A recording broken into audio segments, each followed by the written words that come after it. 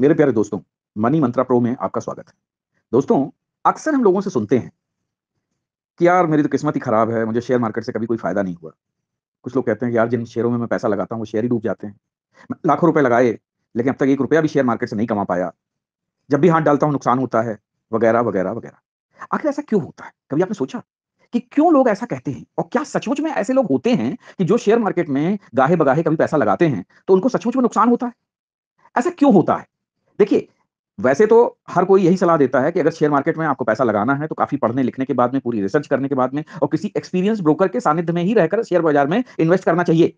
लेकिन कभी-कभी ऐसा लगता है कि किस्मत का भी बहुत बड़ा खेल शेयर मार्केट के इन्वेस्टमेंट में होता है। कुछ लोगों की किस्मत अच्छी होती है, जो कि रंक से राजा बन जाते हैं और कुछ लोगों की किस्मत सही नहीं होती है, ग्रहों की स्थिति सही नहीं होती है, तो वो राजा से रंक बन जाते हैं। तो क्या सचमुच शेयर बाज़ार और किस्मत में कोई संबंध है? क्या सचमुच किस्मत वालों को ही शेयर बाजार और अनुकूल ग्रह फायदा पहुंचाते हैं? तो आइए जानते हैं कि किन ग्रहों के संयोग से शेयर बाजार में लाभ और हानि के योग बनते हैं। देखिए दोस्तों, मैं कोई ज्योतिषी नहीं हूं और ना ही आपको ये बात कह रहा हूं। आप अपना पूरा रिसर्च करिए, हर पहलू पे विचार करिए, इसके बाद ही आप हमारी बातों को सच या झूठ माने। लेकिन जो बात मेरी संज्ञान में आई है, वो मैं आप तक पहुंचा रहा हूं ताकि आपको भी इस बातों का ज्ञान हो कि क्या सचमुच कुंडली के जो ग्रह होते हैं और आपके शेयर मार्केट की जो पोजीशन होती है, उसमें कोई संबंध है क्या?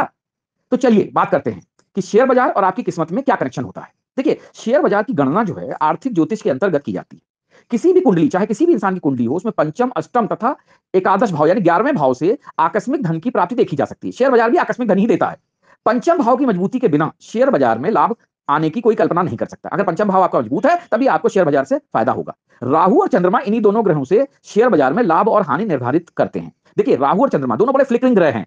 ठीक है, दोनों अपनी स्थिति बदलते रहते हैं और यही जो है शेयर बाजार में लाभ और हानि की निर्धारण करते हैं।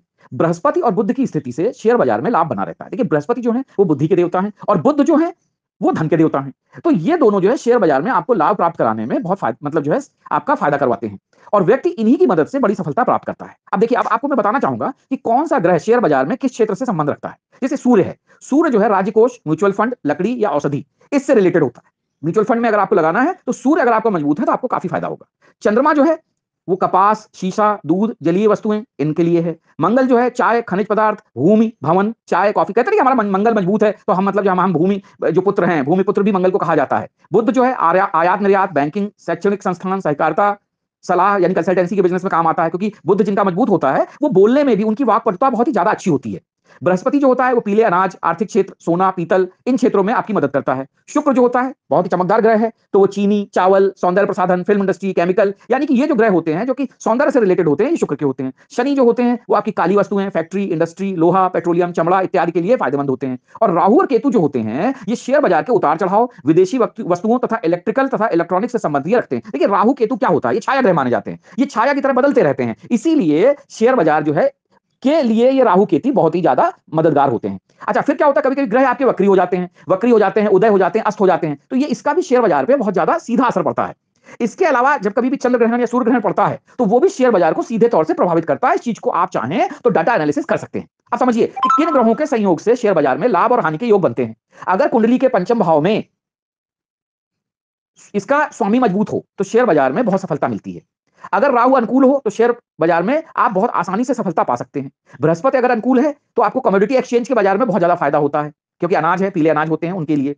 बुध के अनुकूल होने पर कोई भी इंसान शेयर संबंधी अच्छी सलाह देता है, शेयर का अच्छा व्यवसाय करता है, परंतु खुद शेयर बाजार में बहुत सफल नहीं होता। वही वाली बात है कि गुरु आचरेकर जो थे वो खुद क्रिकेट इंडियन क्रिकेट टीम में नहीं खेल पाए, लेकिन तेंदुलकर को उन्होंने जो है तेंदुलकर बना दिया।